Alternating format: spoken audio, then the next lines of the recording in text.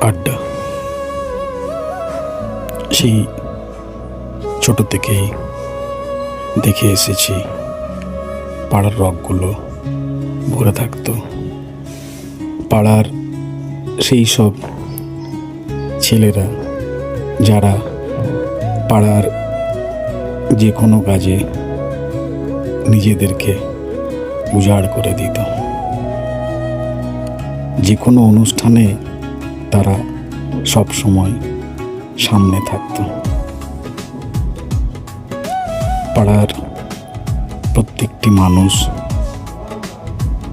তাদের উপরে নিশ্চিন্তে ভরসা করে থাকতে পারত। সেই আড্ডাটা আজ আর নেই। রকগুলো কেমন যেন মলিন ওদের অভাবের জন্য।